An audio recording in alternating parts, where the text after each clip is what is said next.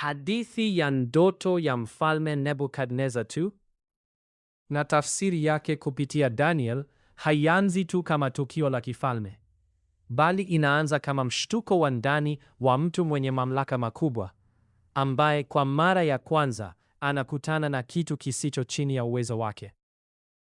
Ni simulizi ya hofu, ufunuo na hatimaye ukweli unaovuka mipaka ya muda. Katika kipindi hicho, Babylon haikuwa tu mji, bali ilikuwa alama ya nguvu ya dunia. Kuta zake zilikuwa kubwa, utajiri wake ulikuwa wa kutisha, na jeshi lake lilikuwa limepiga magoti mataifa mengi. Ndani ya utukufu huo wote, Nebukadneza alikuwa juu kabisa, mfalme ambaye aliamini ana udhibiti wa kila kitu. Lakini usiku mmoja, usingizi wake uligeuka kuwa uwanja wa jambo lisiloeleweka. Biblia inasema katika kitabu cha Daniel, sura ya 2, mstari wa 1, inasema Mfalme Nebukadneza akaota ndoto. Roho yake ikafadhaika, usingizi wake ukamtoka. Hii haikuwa ndoto ya kawaida ya kupita. Ilikuwa nzito, ilibeba ujumbe, lakini kilichomfanya mfalme aogope zaidi ni kwamba hakuweza kuikumbuka kikamilifu. Alibaki na hisia, hofu, uzito na uhakika kwamba kulikuwa na kitu muhimu ndani yake. Katika hali hiyo, alifanya kile ambacho watawala wengi hufanya. Aligeukia wale waliodai kuwa na hekima.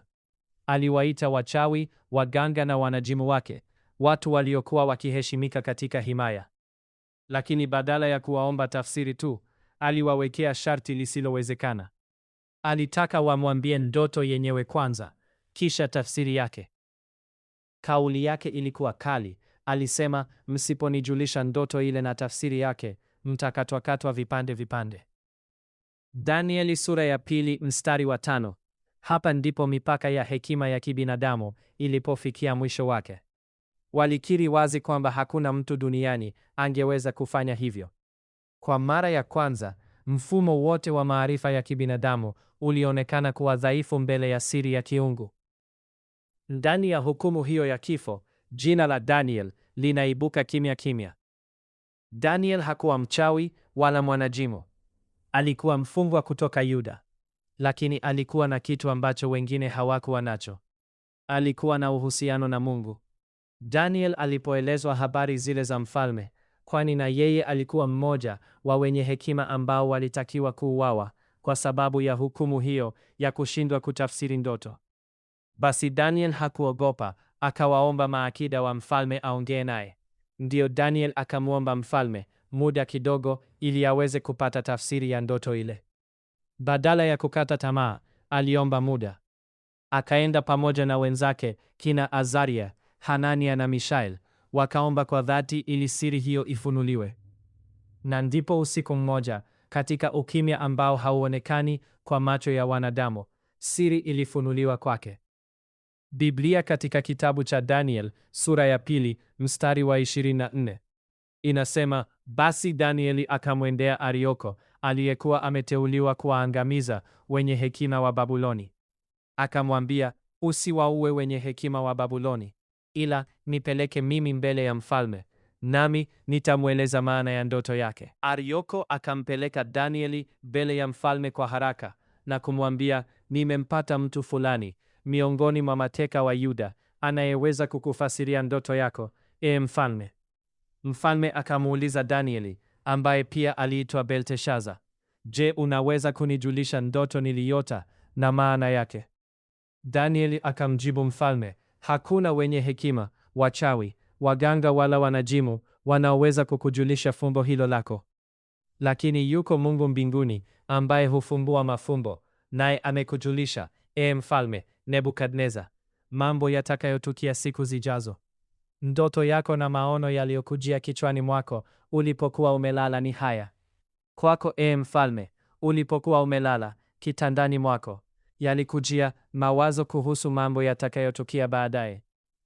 Naye Mungu afumbuaye mafumbo alikuonesha yale yatakayotukia. Lakini mimi sikufumbuliwa fumbo hili kwa sababu nina hekima kuliko wanadamu wengine, bali ili wewe mfalme upate kujulisha maana ya ndoto yako, na kujua mawazo yako. Katika ndoto yako, mfalme, uliona sanamu kubwa yenye nguvu na iliyong'aa sana imesimama mbele yako. Sanamu hiyo ilikuwa ya kutisha mno. Kichwa cha sanamu hiyo kilikuwa cha dhahabu safi. Kifua chake na mikono yake vilikuwa vya fedha, na tumbo lake na mapaja yake vilikuwa vya shaba. Miguu yake ilikuwa ya chuma, na nyayo zake zilikuwa za mchanganyiko wa chuma na udongo wa mfinyanzi. Ukiwa bado unaangalia, jiwe liling'oka lenyewe bila kuguswa na kuiponda-ponda miguu ya shaba na udongo wa mfinyanzi ya ile sanamu na kuivunja vipande vipande. Mara kile chuma, udongo wa mfinyanzi, shaba, fedha na dhahabu vyote vikavunjika vipande vipande na kuwa kama makapi ya mahali pa kupuria nafaka wakati wa kiangazi. Upepo ukavipeperushia mbali, kisibakie hata kipande kimoja. Lakini lile jiwe lililoivunja ile sanamu likageuka kuwa mlima mkubwa na kuijaza dunia yote. Hiyo ndiyo ndoto yako, mfalme, na sasa tutakupa maana yake. Ndugu msikilizaji wetu, hii haikuwa hadithi ya kawaida, bali ilikuwa picha ya historia ya dunia iliyofichwa ndani ya ndoto. Daniel alipofika kwenye tafsiri, hakuzungumza kwa mafumbo. Alimwangalia mfalme na kusema, kama ilivyoandikwa kwenye kitabu cha Daniel sura ya 2 kuanzia mstari wa 37.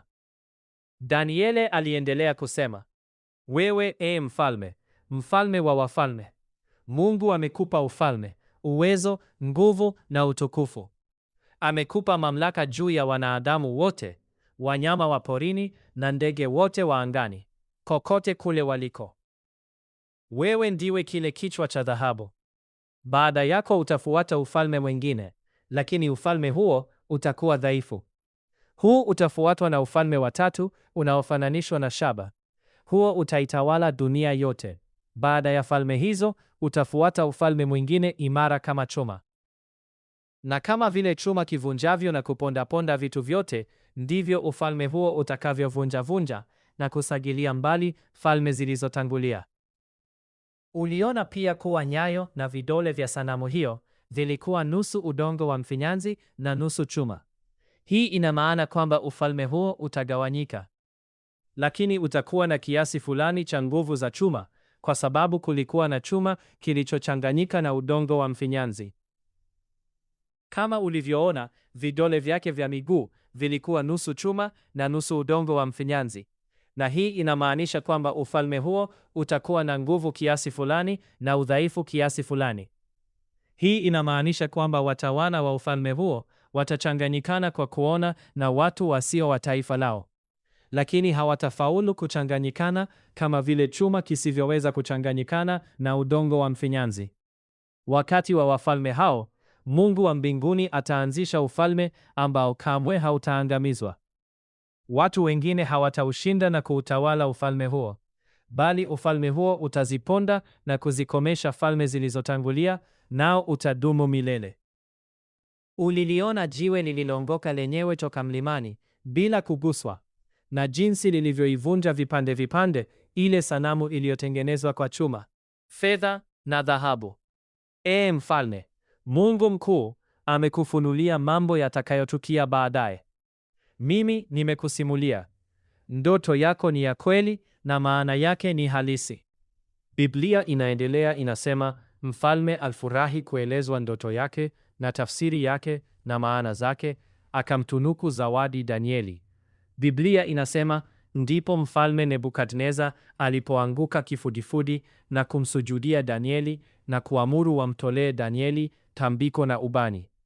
Mfalme akamwambia Danieli, hakika Mungu wako ni Mungu wa miungu na Bwana wa wafalme, na ndiye afumbuaye mafumbo, kwa sababu umefaulu kunifumbulia fumbo hili. Kisha mfalme Nebukadneza akamtunukia Danieli heshima kubwa, akampa zawadi nyingi kubwa kubwa, na kumfanya mtawala wa mkoa wote wa Babuloni na mkuu wa wenye hekima wote wa Babuloni. Danieli akamwomba mfalme, naye mfalme akawaweka Shadraki, Meshaki na Abednego kuwa wasimamizi wa mambo ya utawala ya mkoa wa Babuloni, lakini Danieli akabakia katika jumba la mfalme. Ndugu msikilizaji wetu, hebu turudi sasa kwenye ndoto na tafsiri yake. Hapa ndipo ujumbe unakuwa wa kina zaidi kuliko historia. Ni ujumbe kwamba falme zote za dunia, hata zile zenye nguvu zaidi, zina mwisho. Hakuna utawala wa kibinadamu unaodumu milele. Lakini kuna mamlaka ya juu zaidi, isiyobadilika, isiyotegemea nguvu za mwanadamu. Hata hivyo, ni muhimu kuelewa kuwa tafsiri ya jinsi unabii huu unavyohusiana na dunia ya sasa hutofautiana. Wengine wanaona tayari tupo katika kipindi cha chuma na udongo. Wengine wanaamini bado kuna hatua hazijatimia kikamilifu. Hakuna makubaliano ya pamoja kuhusu wakati halisi wa kutimia kwake. Lakini bila kujali tafsiri, jambo moja linabaki wazi. Simulizi hii inaweka mbele ya mwanadamu ukweli usiopendeza lakini wa msingi, kwamba nguvu zote za dunia zina mipaka. Ndoto ya mfalme ilianza kama hofu ya mtu mmoja, lakini tafsiri yake iligeuka kuwa kioo cha historia ya dunia nzima. Na hadi leo, katika ulimwengu uliojaa nguvu, teknolojia na maendeleo makubwa, swali lile lile bado linasimama kimya. Ikiwa falme zote zimekuja na kuondoka na nyingine bado zinapigania nafasi yao, ni nini kitakachosimama mwisho wa yote?